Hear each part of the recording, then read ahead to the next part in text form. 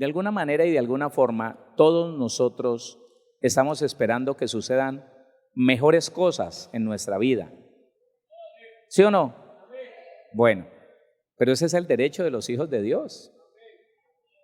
Claro, yo no conozco a nadie que esté diciendo, no, yo mañana quiero estar enfermo. Uy, sí, qué bueno estar enfermo mañana. O de pronto que yo quiero que, uy, sí, que a final de este mes me despidan de la empresa. Uy, sí, qué bueno. Yo no lo conozco. Y mucho menos un hijo de Dios. No. Nosotros los hijos y las hijas de Dios siempre estamos esperando lo mejor. Porque tenemos el mejor de los padres, ¿sí o no? Tenemos el mejor de los padres. Ahora, ¿qué es lo que estamos estudiando esta semana? Hombre, que todos en alguna área de nuestra vida estamos esperando ser reverdecidos, florecidos o restaurados, como usted le quiera llamar. Reverdecidos, florecidos o restaurados. Pero la situación es la ignorancia y la inconsciencia que a veces nosotros, por algo muy sencillo, el desconocimiento de la palabra.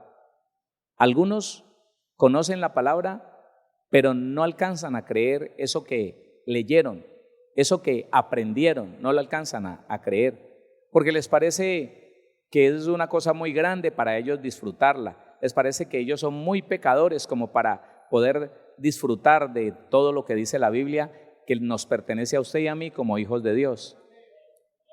Pero hay otra situación y es la inconsciencia de cómo ser restaurados, reverdecidos, florecidos, de poder estar en una mejor situación.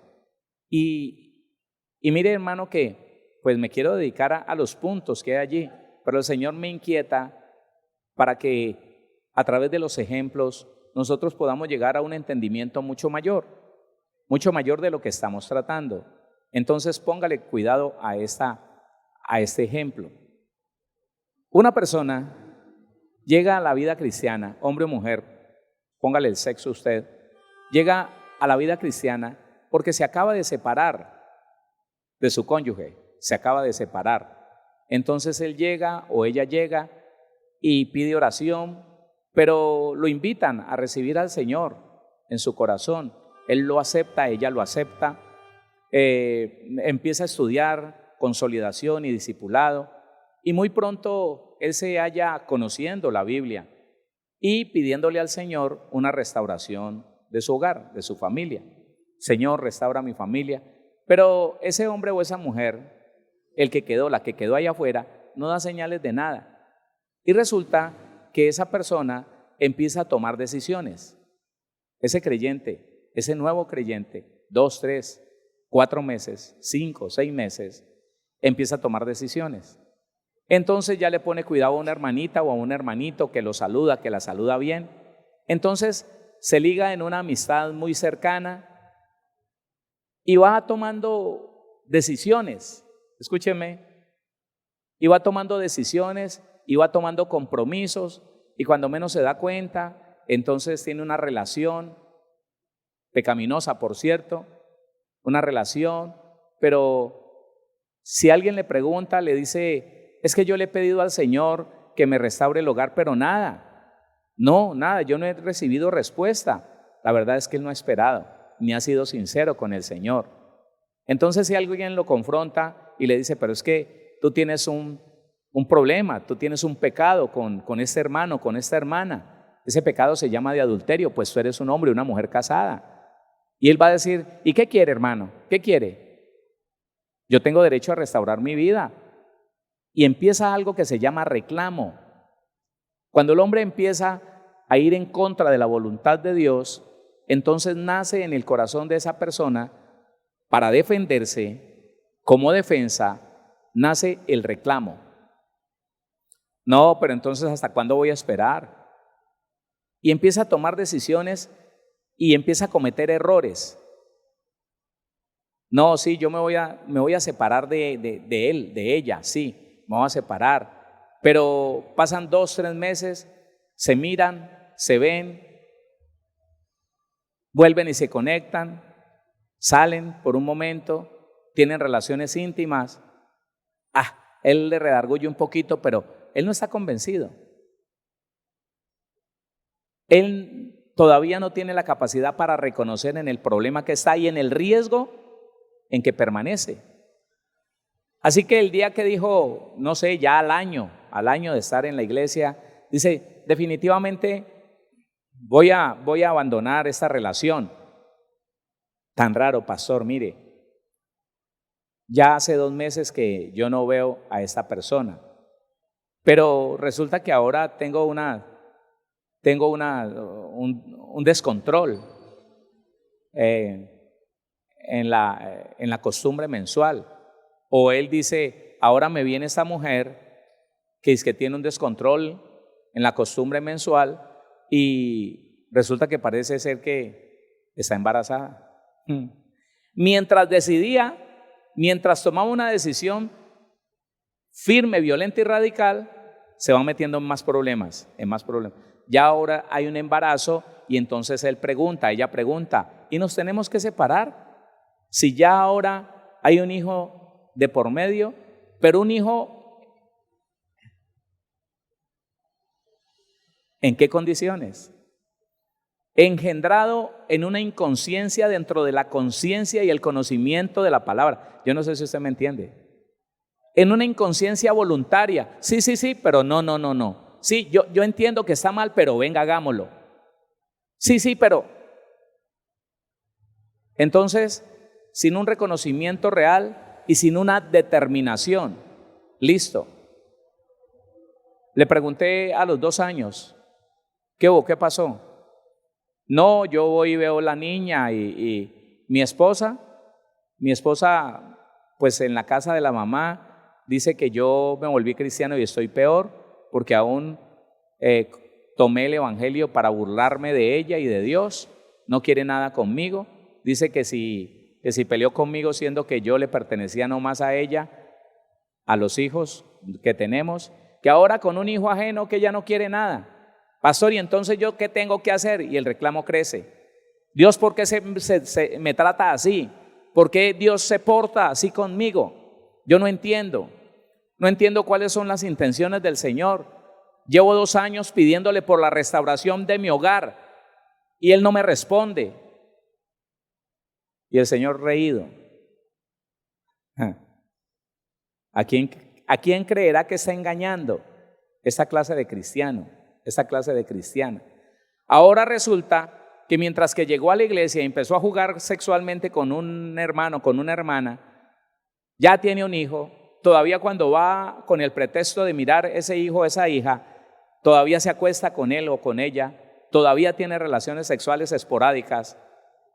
Y ahora viene y le reclama al Señor, ¿por qué no me restaura el hogar?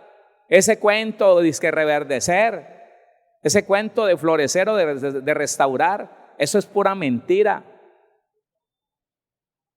Y eso es muy peligroso, mi hermano. ¿Sabe por qué? Porque cualquiera de nosotros, que Dios lo guarde a usted y me guarde a mí, cualquiera de nosotros podríamos caer en eso. ¿Sabe por qué? Porque si conociendo la verdad tomamos la decisión de ir en contra de esa verdad, posiblemente terminaríamos creyendo a la mentira. Terminaríamos creyendo que la mentira es verdad y que lo malo es bueno, así como lo creíamos allá afuera. Simplemente porque no tomamos una determinación con relación a obedecer a Dios. Le seguimos dando lugar a la carne, le seguimos dando lugar al deseo de la mente, al corazón. Es triste, esa clase de vidas es triste. ¿Sabe por qué? Porque yo le estoy hablando de algo que conozco. Yo le estoy hablando de procesos que he visto y que he tratado de acompañar, pero sin la sinceridad de la persona no va a ninguna parte. Le puedo contar de personas que llevan 6, 7, 8, 9 años de cristianos y en una desgracia impresionante, en una ruina, enfermos, con muchos problemas, pero muchos problemas. ¿Sabe qué? De pequeñas malas decisiones dentro del evangelio por no obedecer pequeños mandamientos de Dios. Y la mayoría de ellos y de ellas hoy tienen un reclamo contra Dios en el corazón.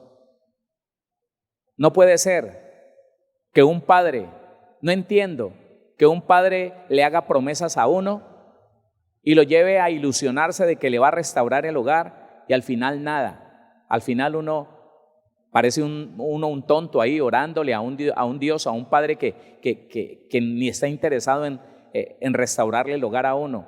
Pero espérese, ¿de qué está hablando? No, pastor, que yo oro, que yo ayuno, que yo me consagro.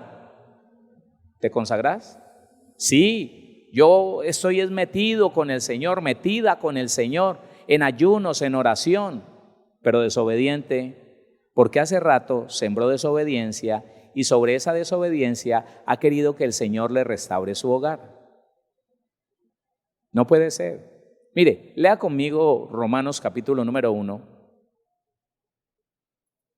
Y le repito, yo quería concluir este estudio, pero es mejor la obediencia. Versículo número 18. Lea, despacio, vamos entendiendo. Romanos 1:18 dice: porque la ira de Dios, sabe que esos creyentes, aunque aquí se refiere a los impíos, a los no cristianos, también se refiere a los cristianos que han tratado de restaurar su vida en sus propias fuerzas y de acuerdo a sus propios gustos y de acuerdo a su propia inteligencia. Hay muchos así. Porque la ira de Dios se revela desde el cielo contra toda impiedad e injusticia de los hombres, que detienen con injusticia la verdad. Porque lo que de Dios se conoce les es manifiesto, pues Dios se lo manifestó. Porque las cosas invisibles de Él, su eterno poder y deidad, se hacen claramente visibles desde la creación del mundo, siendo entendidas por medio de las cosas hechas, de modo que no tienen excusa. Pues habiendo conocido a Dios, no le glorificaron como a Dios, ni le dieron gracias. Escuche esto, métase en esto. La persona está en Dios, la persona está en la iglesia, pero en vez de darle gracias, le reclama. ¿Pero por qué? ¿Pero por qué? ¿Pero por qué no ya? ¿Cuánto más tengo que esperar si yo ayuno? ¿Sabe? Esas personas que trataron de reverdecer su propia vida, que trataron de restaurar su propia vida, según lo que ellos querían o pensaban, terminan no siendo agradecidos, sino estando inconformes con una percepción de injusticia terrible. ¿Y agradecido? No. Dice entonces la Biblia: pues habiendo conocido a Dios, no le glorificaron como a Dios, ni le dieron gracias, sino que se envanecieron en sus razonamientos. Es que yo creo, es que yo pienso, ¿cómo así? ¿Y entonces yo no tengo derecho? Sino que se envanecieron en sus razonamientos y su necio corazón fue entenebrecido. Corazón aquí significa pensamientos, sentimientos y voluntad. Alma, eso es lo que significa, el alma. Su alma fue entenebrecida, su necio corazón, su razonamiento, su meditar muy humano, muy voluntarioso, fue entenebrecido. ¿Sabe qué es entenebrecer? Oscuridad. Ya no vio la verdad, ya no volvió a reconocer cuál era la luz a la que el Señor lo había trasladado cuando lo trasladó de las tinieblas, como usted y a mí, que nos trasladó de las tinieblas al reino de su amado Hijo, a su luz admirable. No, ya no lo reconoce. 22. Profesando ser sabios, se hicieron necios. Entonces dijeron: no, pastor, es que yo le voy a decir una cosa. Si el Señor permitió que nosotros engendráramos un hijo, es porque nos quiere juntos. Van a perpetuar un pecado de adulterio. Claro, su necio razonamiento fue entenebrecido. Y profesando ser sabios, se hicieron necios. No, pastor, yo realmente no me conviene escucharlo a usted, porque es que usted es muy legalista. No, Dios es amor, pastor. Dios es amor. Y entonces, ¿dónde está la restauración del Señor? Conozco personas con más de 10 años en esa línea que le estoy diciendo. En esa línea, ya no duermen. Cada día el reclamo contra Dios se vuelve más fuerte. Ya no duermen, ya no comen bien. Oiga, siento mucho tenerle que contar esto, pero una de esas personas en algún lugar de Colombia terminó demente, porque con ira y con reclamo contra Dios se metió en un ayuno largo, y dijo: voy a romper lo que sea, así sea lo que haya puesto Dios sobre mí, lo voy a romper. Y él no sabe que eso es blasfemia, no sabe que se puso de frente contra Dios. ¿Y sabe qué dice el Señor? Pondré mi rostro contra el tal. Terminó en una clínica de reposo. Viviendo a muchos kilómetros de Bogotá, terminó en una clínica de reposo de Bogotá. Y se mofaba la familia, los que no lo querían. Yo que le dije que ese está loco, ese es un loco, ese desde que me metió a la iglesia es un loco. Acabó con la familia, acabó con... Y la historia de esa persona es que él había destruido el hogar por celoso, por mal genio, por patán, por grosero, que cuando su esposa lo dejó, fue a la iglesia, empezó a estudiar la Biblia, pero todo lo que estudió lo aplicó de acuerdo a lo que él quería. ¿Usted sí está escuchando eso tan terrible? Todo lo que aprendió lo enfocó de la manera que él quería y empezó a hacer las cosas mal, más mal de lo que las hacía allá afuera. Y terminó, hermano, terrible. Él salió de esa clínica, cogió una maleta y se fue, y la última vez que le pregunté a un familiar de él, no sabemos dónde está. Todo por ir en contra de la voluntad de Dios y por tratar de restaurar su propia vida de acuerdo a lo que él entendía, de acuerdo a lo que él quería. Tuvo 2 amantes en la congregación donde estuvo, y ya determinado en contra de Dios. De esas personas que dicen: le voy a demostrar a Dios que no lo necesito. Sí, y dice que cristiano.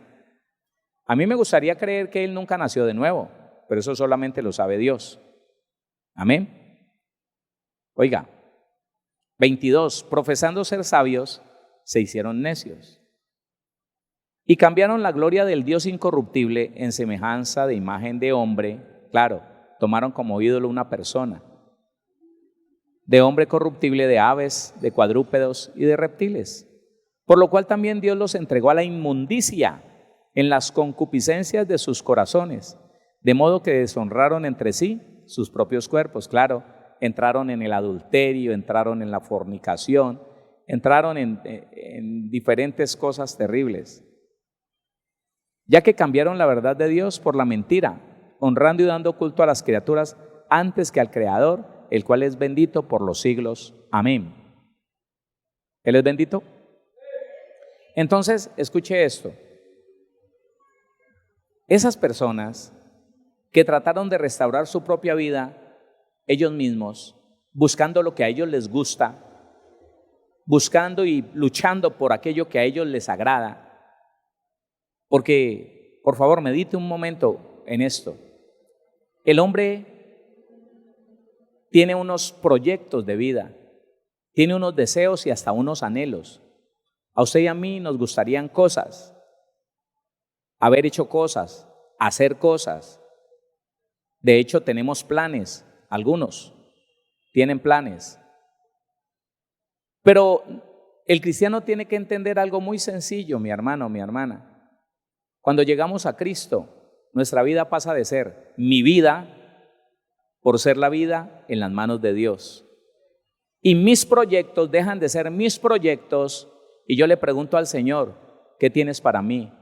¿Cuáles son tus proyectos para mi vida? ¿Cuál es tu propósito para mi vida? Y de esa manera, si de verdad yo quiero caminar en el Señor y vivir en Él todos los días de mi vida, Él garantiza que cualquier cosa que el enemigo haya tocado en mi vida, lo va a restaurar. Y Él sí es efectivo, hermano. Mire, acuérdese de esto. Eso lo estudiamos semanas pasadas. El que quiera tener, tiene que renunciar. Oiga, el que quiera poseer, tiene que entregar. El que quiera vivir, tiene que morir.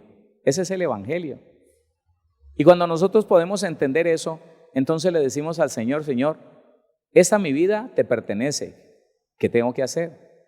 La persona que tuvo un problema familiar, dedíquese a agradar a Dios, dedíquese a buscar la santificación, la limpieza, dedíquese a buscar la transformación, el perfeccionamiento. Dios le va a responder.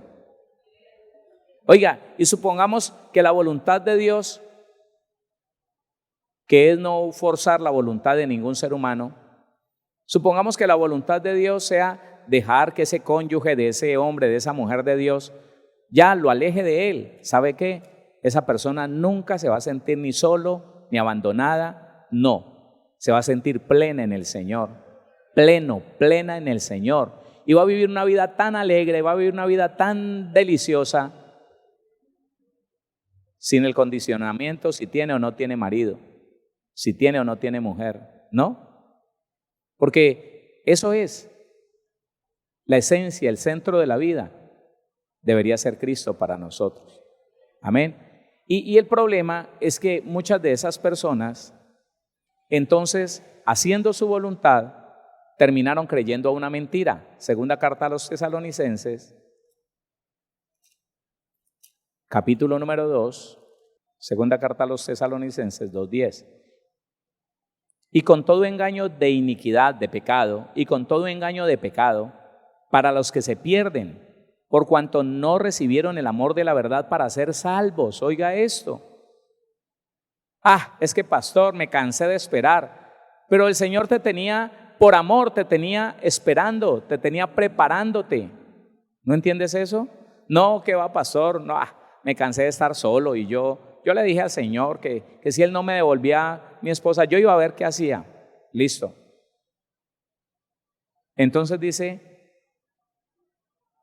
por cuanto no recibieron el amor de la verdad para ser salvos, por esto Dios les envía un poder engañoso para que crean la mentira, a fin con el propósito de que sean condenados todos los que no creyeron a la verdad, sino que se complacieron en la injusticia. ¿Qué es la injusticia? Ir en contra de la palabra de Dios, ir en contra de la verdad de Dios. Eso es injusto. Entonces recuerde que estamos diciendo que la Biblia dice que Él reverdecerá la vida del justo. ¿De quién? ¿Del pecador? No, del justo. Y ahí está. Por cuanto no se complacieron en la justicia, sino que se complacieron en la injusticia, al final ellos mismos son engañados por su terco corazón, por su necio corazón, entenebrecidos. Entonces no pueden ser restaurados, no pueden ser reverdecidos, no pueden ser florecidos, vivificados, no, porque este es un derecho solo para los que desean hacer la voluntad de Dios. Para los que nos equivocamos, sí, claro, no hay persona perfecta y podemos llegar a cometer errores horribles, pero ¿sabe qué? Nuestro deseo sigue siendo agradar y obedecer a Dios. En esa actitud que solamente Dios conoce, entonces el Señor te dice, yo restauro lo que pasó, no te preocupes. Por más, mire, le doy este testimonio. Yo he tratado con personas, le voy a decir una sola. Un par de esposos se habían separado hace 12 años. 12 años. Él había tenido una mujer, conoció del Señor. Cuando conoció del Señor, ¿sabe qué? Se le dijo en la iglesia, mire, si usted tiene una familia con esa mujer y cree que esa es la vida que usted quiere, no, pastor, yo quiero agradar a Dios y restaurar mi hogar. ¿Sabe por qué? Porque la mujer que yo amo es mi esposa, pero ella no quiere saber nada de mí, ella se separó de mí hace 12 años. Le dije, haga usted lo que tiene que hacer. Vaya en el proceso de la sanidad del alma, de la santificación, vaya en ese proceso, haga las escuelas. Lo que él cuenta, y él dio el testimonio, y por ahí estuvo un tiempo en YouTube, ese testimonio. Lo que él cuenta es que él visitaba a sus hijos mayores ya, claro, pero los visitaba en la casa de la esposa, porque el que se había tenido que ir era él, porque la esposa, aburrida, cansada de semejante belleza, Lo sacó de la casa, le dijo, váyase, porque es que yo no me lo aguanto a usted. Él se fue, y fue y se consiguió la primera que se encontró. Cuando llega a la vida cristiana, él se aparta de esa mujer con la que no tenía hijos, la amante que se consiguió, con la que vivía hacía como 8 años, se aparta de ella, empieza a hacer todas las cosas correctamente y como siempre los visitaba el día sábado y les llevaba algún presente a los hijos, empezó a llevarle un presente a ella también. Dice la señora, porque la señora habló conmigo, me dijo desde la primera vez que él llegó a la casa, que ya había ido a la iglesia, nosotros nos dimos cuenta porque nos dijeron, ¿sabes qué está haciendo Chucho? Se metió a una iglesia cristiana, ahora sí se va a poner peor. Y ella dice, desde la primera vez que ese hombre vino aquí, diferente, yo lo noté diferente. ¿Sabe qué? Me empezó a oler hasta bueno porque él me olía maluco. Claro, los esposos cuando se repudian llegan a aborrecerse tanto que hasta se huelen mal el uno al otro. O bueno, al que tiene el mal, le huele mal el otro. Empecé a notar que era amable conmigo, empecé a notar que ya no me miraba con la rabia que me miraba antes, que cuando yo hablaba ya no me reprochaba, porque era que yo hablaba y él ahí mismo me miraba y cualquier reproche tenía. ¿Sabe qué? Se demoró 8 meses y 12 días para empezar a hablar con él. Yo quiero decirte, Chucho, que vos estás muy cambiado. Y él se alegró y fue y me dijo, pastor, Amanda me dijo que estoy cambiando. No ponga sus ojos en ella. No cambie por ella porque comete un error. Cambie porque Dios lo está cambiando. Sí, pastor, sí. ¿Sabe qué?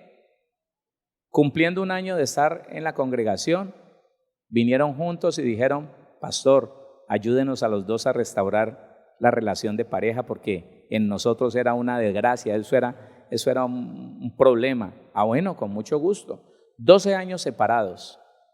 Para Dios no hay nada imposible cuando la persona es sincera, cuando la persona realmente quiere de Dios, anhela entrar en la justicia de Dios. Él dice, mire, yo restauro todo lo que pasó, pero ¿en quién? En el justo. No en el pecador, no en el rebelde, no, en el justo.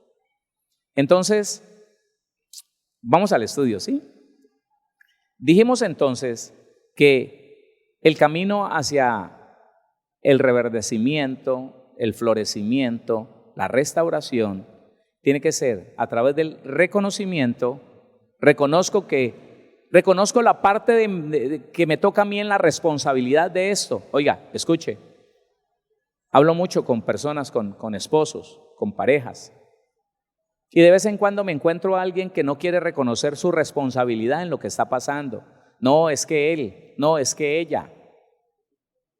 Y mi trabajo, escúcheme, mi trabajo, según la Biblia, es ayudarle a cada uno a reconocer la parte de la responsabilidad que tiene en el problema, en el conflicto de pareja que tienen. Esa mujer que llega pensando que ella es la super, hiper, mega santa y que su marido inconverso tiene toda la culpa. Yo los escucho a los dos y si es necesario, a él le digo, varón, usted tiene que entregar su vida al Señor porque usted tiene que cambiar en esto, en esto y en esto. Y a la mujer le digo, usted como cristiana se ha enseñoreado de este hombre y ha querido hacer de él lo que usted quiere. No le es permitido eso. Ay, pastor, pero ¿por qué no me defiende? No. Es que Dios no me puso a defender a uno o al otro. Escúcheme, la palabra del Señor viene a que nosotros reconozcamos, a que tomemos conciencia de lo que está pasando en nuestra vida y de la responsabilidad que tenemos en la situación que estamos viviendo. Cuando uno de nosotros, cuando cualquiera de nosotros, cuando todos nosotros tenemos la capacidad de aceptar la responsabilidad que tengo en el dilema, en el conflicto que estamos viviendo, hay esperanza. Pero cuando una de las dos personas dice, no, sí, lo que pasa es que yo entiendo y reconozco que yo no soy perfecto, pero es que él, pero es que ella, y le echa toda la responsabilidad al otro, ahí no va a haber solución. Ahí no va a haber ninguna clase de mejoría o de cambio, no va a haber, no. Luego, cuando ya reconozco, me determino a que voy a cambiar eso. Me determino, digo, listo, no más. Voy a cambiar lo que tenga que cambiar. Para eso, como ya reconocí cuál es la situación que está afectando, primeramente voy al Señor y le confieso. Allí quedamos ayer. Confesión, Padre, sí, ahora reconozco, Señor, que toda la responsabilidad no la tiene mi esposa. Yo tengo mal genio. Sí, yo soy impaciente, Señor. Soy esto, soy aquello, me he portado de esta manera, lo acepto, Señor, y pido un cambio. Pido, Señor, que tú me cambies porque muy posiblemente no tengo la capacidad para cambiar en mí nada, pero tú sí tienes la capacidad, tú tienes el poder para cambiarme. Ay, hermano, ¿qué dice el Señor? Si quisiereis y oyereis, comeréis el bien de la tierra. ¿Sí dice la Biblia así? Claro, y como la palabra ayer la leímos, el que confiesa su pecado y se aparta alcanza misericordia. Pero dice la Biblia, si confesamos nuestros pecados, Él es fiel y justo para perdonar nuestros pecados y limpiarnos de aquello que nos llevó a eso, de las consecuencias de ese pecado. El pecado fue la amargura, el pecado fue la mala disposición de ánimo, el pecado fue el odio, dañó el hogar, listo, corríjase. El Señor va a restaurarlo, lo que tenga que restaurar. ¿Quién dice amén a eso? Entonces, ¿qué nos quedó faltando? Bueno, la palabra confesar, la palabra confesarán,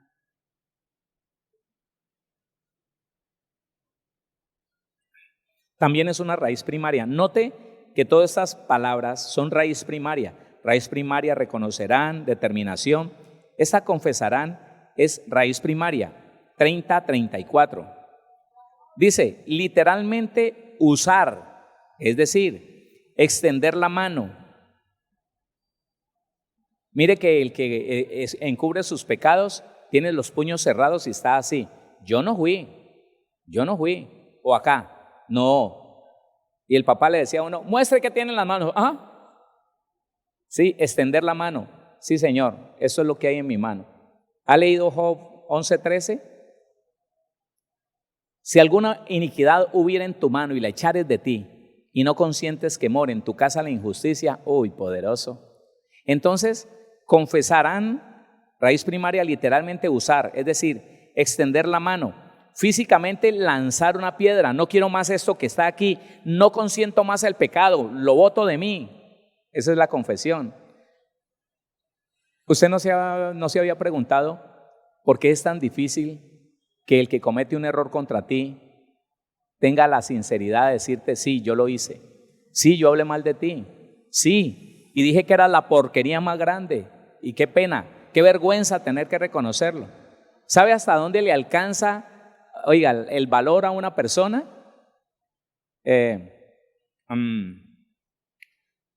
Hola, pues es que estoy haciendo un proceso con el pastor y pues él me dijo que, bueno, me dijo algunas cosas, pero yo quiero pedirte perdón. Perdóneme por todas las cosas que de pronto le haya hecho. Perdóneme si lo ofendí, perdóneme. ¿Dónde dice la Biblia que hay que ir a pedirle perdón a alguien? ¿O dónde dice Dios, venga, pídame perdón? ¿Dónde? Sí, cuando uno es sincero y puede confesar, oiga, con una dulzura le salen las palabras, ya que te confesé todas las faltas que me acuerdo. Si tú quieres acordarme de otras faltas, yo estoy dispuesto a escucharla. Y cuando las escucho, ¿me puedes perdonar? ¿Podrías perdonar mis errores, mis pecados? Ay, hermano, ya sale suavecito. Pero no, la persona se ofende y de pronto cree que te retiene reconociendo algo. ¿Reconoces que no? Pues le pido perdón si es que en algo le he ofendido, pues así. Oiga, eso es ofensivo para Dios. Tal vez para la persona que está recibiendo esa clase de perdón sea ofensivo, pero es más ofensivo para Dios que un hijo de Dios se acerque a una persona y le diga, pues perdóneme. Si usted ve que lo ofendí o que así de esa mala manera, no pierda tiempo. Eso lo que está haciendo es endurecerle el corazón para después salir diciendo, pues allá le dije que me perdonara, pues tocará cumplir con lo que dice el pastor. No haga eso, no haga eso. Primero vamos a Dios. y con sinceridad, con la capacidad de reconocer, abrimos nuestra boca y le decimos: Señor, esto es lo que yo reconozco, esto es lo que he identificado en mi vida, lo confieso delante de ti, Señor, para que tú apartes de mi vida esa conducta, para que me limpies de toda maldad, para que me permitas no seguir cometiendo ese error. ¿Hasta ahí? ¿Sí? Entonces, reconocimiento, determinación, confesión. ¿Qué más dice el significado de confesión? Físicamente lanzar una piedra, una flecha, en o a lo lejos. Específicamente reverenciar o adorar. Uy, hermano, mire cómo se conjugan estas dos cosas. Cuando yo boto el pecado, cuando yo abro mi mano, suelto, lanzo ese pecado lejos, entonces eso para Dios es un acto de reverencia. ¿Qué significa la reverencia? Lo estudiamos en estos días pasados. Reverencia es la disposición a ser obediente. Cuando yo me acerco al Señor con reverencia, es cuando le digo: dime qué tengo que hacer. Eso para Dios es reverencia, eso es adoración, porque la adoración es un estado del ser humano. La adoración es la firme determinación a humillarme delante de Dios, a rendir mi voluntad delante del Señor. Eso se llama adoración. Adoración no es: oh, aleluya, santo, santo, oh, aleluya, y bien desobediente, y practicando un pecado, y diciéndole al Señor: no, Señor, yo no lo entiendo a usted. ¿Por qué? ¿Pero por qué? ¿Por qué no me da? ¿Por qué no puedo? ¿Y yo qué? No. Entonces mire cómo el confesar se vuelve un acto de adoración. Léalo. Específicamente reverenciar o adorar. Con manos extendidas, no escondo nada, mire, no escondo nada, no tengo nada atrás en la espalda así. Señor, pues bueno, no. Con manos extendidas. Lamentar, retorciéndose las manos. Lamentar: Señor, le embarré. De verdad. ¿Sabe una cosa, hermano? Que me he visto, bueno, en pocos hermanos, en pocas personas, que ellos no son conscientes, que ellos no toman conciencia, no reconocen lo que está pasando y están necesitando que alguien los saque del problema. Y alguien le dijo: no, la sanidad interior que hace el pastor Héctor. Entonces, listo, ¿qué tengo que hacer, pastor? Y uno le dice: lea estos 3 audios, y a la media hora lo llama y le dice: ya los escuché, perdóneme, cada audio demora más o menos 1 hora, 45 minutos. ¿Ya los escuchó? Sí, pastor, sí, claro. Venga, pero explíqueme. No, es que yo tengo un aparato que le pongo velocidad y... Oiga, ¿y entendió algo? No, sí, pastor. ¿Qué más hago? Tiene el acelerador al piso. ¿Qué? Hágale. Ese nunca va a poder estar compungido y decir: uy, entendí tantas cosas que yo no pensé que eran amargura. Uy, Padre bendito, qué vergüenza. Ni siquiera abro los ojos de la vergüenza, Señor, de ver tan ignorante que he sido, tantos errores que he cometido. No, ese no. Ese está que retorciéndose las manos, compungido. No, ese no. ¿Qué más hago? Y entonces, eso no funcionó, pastor. Hágame liberación a ver. Entonces la confesión tiene que ser acompañada de arrepentimiento, de un deseo de apartarse de dicho acto. Dice: lamentar retorciéndose las manos, aclamar. ¿Qué? Proclamar. Aclamar, proclamar. Eso es una confesión con reconocimiento, con entendimiento, que me lleve a una determinación: no más, no hago eso, Señor. ¿Qué tengo que hacer? No más. Eso es. Ahora, lo siguiente es la conversión. Joel, vaya conmigo a Joel. Joel capítulo 2, versículos 12 y 13 dice la palabra del Señor: por eso, pues, ahora, dice Jehová, convertíos a mí con todo vuestro corazón, con ayuno y lloro y lamento. ¿Qué está diciendo? Convertíos a mí. En Jeremías dice: conviértanse ellos a ti y no tú a ellos. La palabra conversión en el hebreo, ¿qué significa? La palabra convertíos Esa palabra es la 7725. La palabra 7725 es lo mismo que restaurar. Le voy a decir qué significa la palabra 7725, raíz primaria.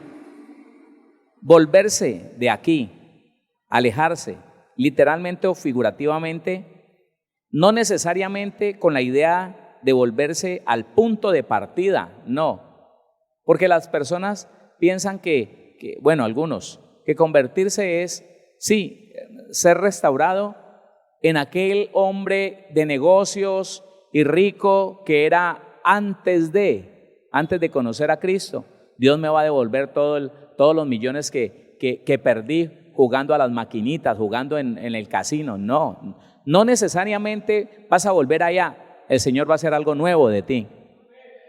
El Señor va a hacer algo nuevo de ese que llegó, tal vez en una desgracia bien terrible. Entonces dice, no necesariamente con la idea de volver al punto de partida. Generalmente retirarse, a menudo adverbio de nuevo.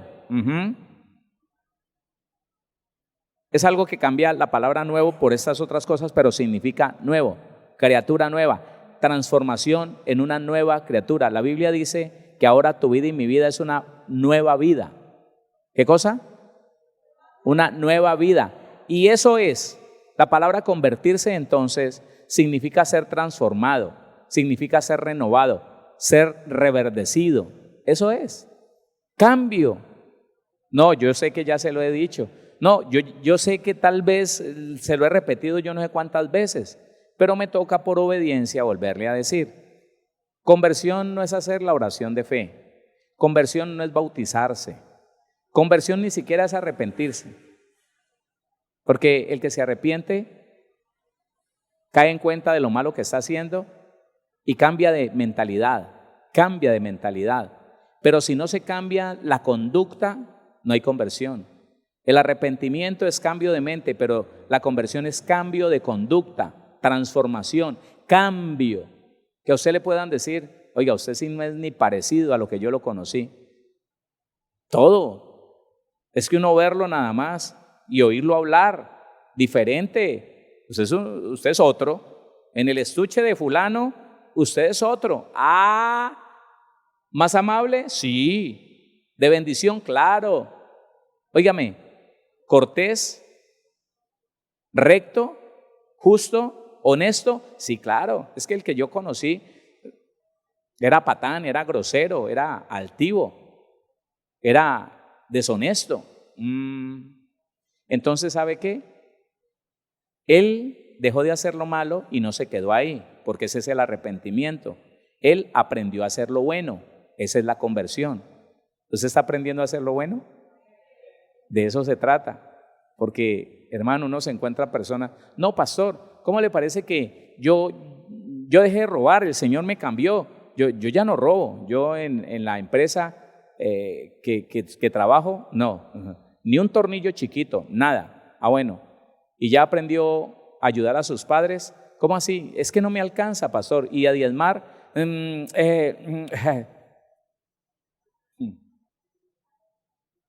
todavía no ha aprendido a hacer lo bueno. La conversión entonces es aprender a hacer lo bueno. Déjeme avanzar un poquito, aunque ya estamos sobre el tiempo. Convertíos en el griego, allá en Hechos capítulo 3, versículo 19, póngame por favor, Hechos capítulo 3, versículo 19, arrepentidos y convertidos, dice allí, pero tomo esa parte para llevarlo al griego. Eso, ahí está. Así que arrepentidos y convertidos para que sean borrados vuestros pecados, para que vengan de la presencia del Señor tiempos de refrigerio. Esa palabra convertidos está el 1994, ya del griego, no del hebreo. ¿Sabe qué significa? Revertir, como quien voltea algo al revés, en revertir. Una prenda, una blusa, una camisa. Cuando usted la voltea al revés, no sé para qué las personas que van a lavar una prenda las voltean al revés. No sé si es para protegerlas de... No sé. Eso es revertir. Revertir, literalmente o figurativamente, o moralmente, es revertir. Era malo, ya no lo es. Sigue diciendo, convertir, volver. ¿Sabe que esa palabra convertir en el griego se toma de una palabra que se escucha así, epistrefo? Sí, el acento va en la E, epistrefo. Y es una palabra compuesta de dos palabras. Una que está en el 19 ¿qué? 89. Epi. Dice superposición de tiempo, lugar, orden, como relación de distribución, es decir, sobre, encima. La palabra epi, te quiero explicar qué significa convertidos de una manera más amplia. Epistrefo, que es la palabra convertidos, se divide en dos palabras. Epi, que significa superposición, poner algo encima, enseñorearse de algo, trepársele encima a algo, estar sobre. Y la palabra strefo, 4762, dice torcer, es decir, hacer dar la vuelta o revertir. ¿Sabe qué? Tremendo. Por favor, entendamos que la palabra conversión no es algo que Dios lo va a hacer. Aquí estoy esperando que Dios ponga amor por mi mamá, a la que ya no odio, pero no me nace ir a saludarla, a abrazarla y a bendecirla. No, aquí estoy, Señor, haz conmigo lo que quieras. No. Aquí estoy frente al computador, Señor, cuando me aparezca la ventanita esa para las muchachas en vestido de baño o desnudas, pues ahí le tengo que dar porque yo estoy para que el Señor me cambie, para que no vuelvan a aparecer esas ventanitas ahí. No es así. Mire, epistrefo es estar encima y obligarlo a voltear. Eso no es que, hermano, que sea por las buenas. Por eso yo le vengo repitiendo, si en algo tenemos que padecer los hijos y las hijas de Dios, es en esto de negarnos a nosotros mismos, negarnos al deseo que hay en el corazón, al derecho que el alma cree tener de desobedecer a Dios y de vivir disque rico. Quería, y estúdielo por favor, estar encima, sobre y obligar a dar la vuelta, a revertir. Eso es lo que usted y yo tenemos que hacer para poder ver días mejores y ver nuestra vida reverdecida, restaurada, florecida. No es cuestión, hermano, de seguir haciendo lo mismo y decir, aquí estoy, que el Señor me ayude. Ya te ayudó, ya entregó a Cristo por ti y por mí. Te dio al Espíritu Santo para que morara dentro de ti, dentro de mí. ¿Qué más queremos? Vamos a orar, vamos a caminar de acuerdo a lo que dice la Biblia, vamos a hacer lo que usted y yo tenemos que hacer. Dios, lo que Él tiene que hacer, ya lo hizo.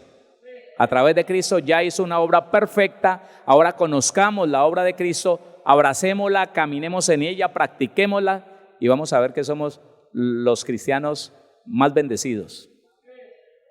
Y recuerde que esto no es una prédica ni una enseñanza de prosperidad, no, Señor. Es la verdad de la Biblia, es la verdad de la palabra. No ha podido ver cómo el Señor restaura su economía, no ha podido ver cómo el Señor restaura su hogar, su familia, su salud. Pues mire a ver, hermano, hay gente que se ha tenido que obligar a no comer más ese chicharrón que le tiene las venas llenas de grasa y ha tenido que padecer y sufrir. Pastor, en serio, por las mañanas, yo no sé, siento un olor a chicharrón frito y yo digo, ¿qué será? Y mi esposa me dice, no, mi amor, no huele a nada. Uy, pero lo siento aquí, pero y se me hace agua a la boca. Pero se ha tenido que obligar, literalmente negarse a sí mismo y decir, listo, me pongo a orar y que se vaya ese olor porque que no podía, pastor, écheme fuera el colesterol. No, tenés que echar fuera, pero el chicharrón, claro.